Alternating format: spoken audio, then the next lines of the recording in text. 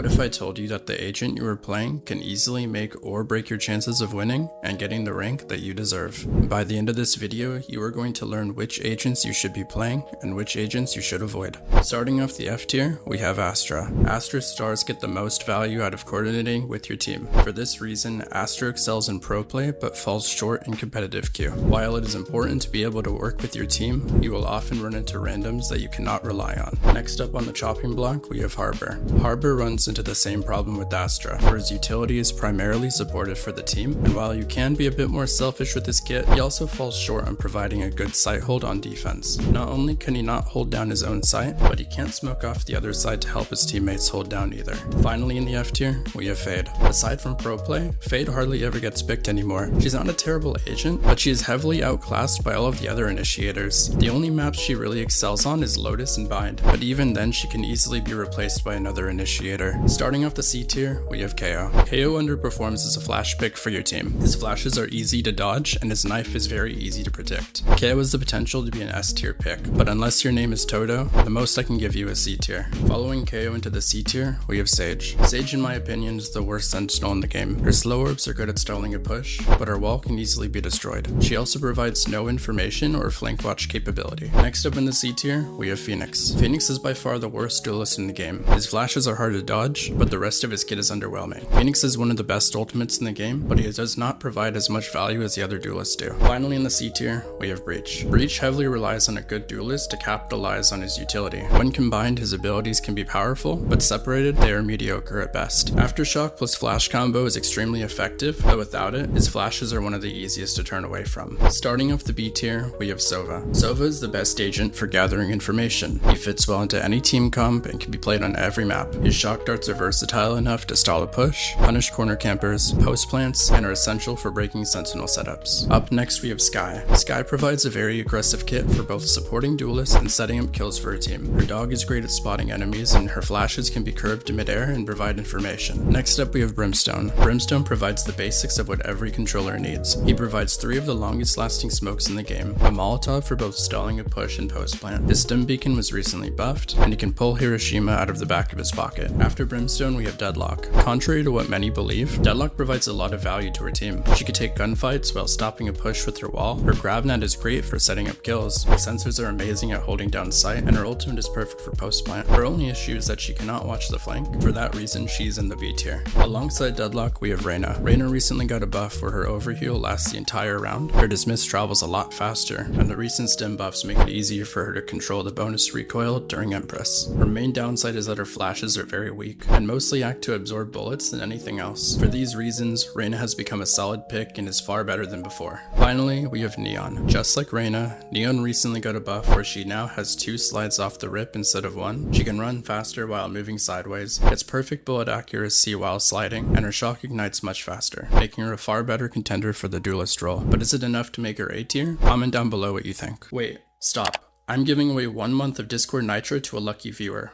All you need to do is subscribe to my channel and comment giveaway. I will be choosing 1 lucky winner and announcing the winner in my next video.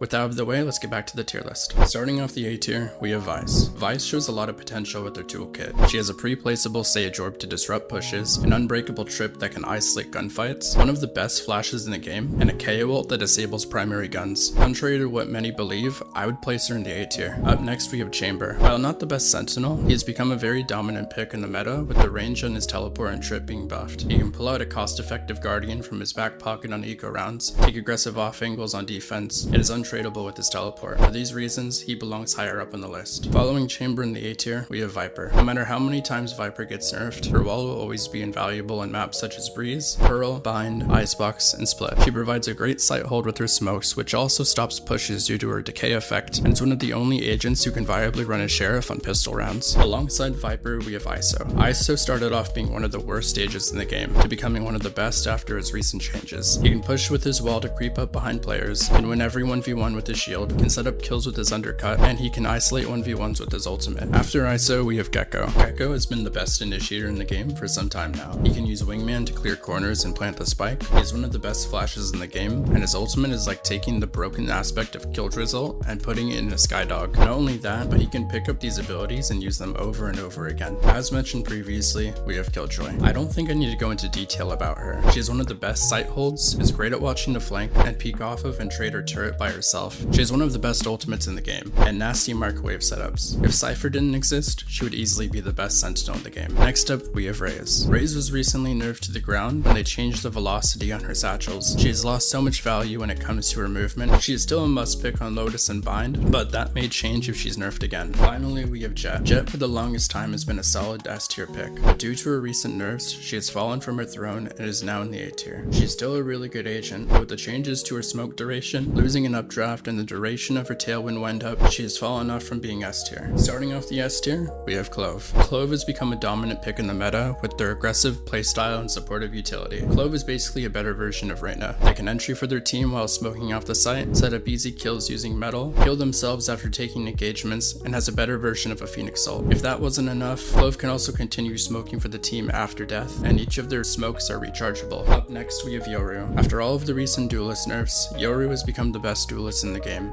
and arguably one of the best agents worth mastering in Valorant. If you can master Yoru's kit, then you can easily climb through the ranks with little to no difficulty. He has the highest learning curve of all the agents, and is one of the most rewarding when it comes to game sense and creativity. Taking the cake for the best controller in the game, we have Omen. Omen is basically the supportive counterpart to Yoru. He has semi-global smokes that recharge, the best win-ways in the game, the best flash in the game, and teleports that rival Yoru's outplay potential. Omen's ultimate could be underwhelming to some, but to people who learn how to use it, it could be one of the biggest game changers, especially when it comes to pinching enemies and grabbing the spike. Wrapping up the tier list, the best agent in Valorant is Cypher. Cypher has become the meta-defining agent as of recent, with many comps being changed just to deal with his oppressive setups. Take Sunset for example. If you're playing on Sunset, then you have to either have a Sova or a Raze just to have any chance of dealing with his drip wires. Otherwise, you will not be able to push sites at all. He's the best sentinel in the game and performs on every map. Not only is he great at holding sites, but he's the best lurker in the game due to his camera for info and his cages to cross sight lines. For these reasons, Cypher is at the top of the S tier and is the best agent to play. It's time to acknowledge that the agent you're playing can easily make or break your chances at getting the rank that you deserve. Here are the agents that you should be playing and the agents that you should avoid. I'm taking donations in the form of subscriptions, so if you want to fund the next video, subscribe to my channel for more Valorant tips like this.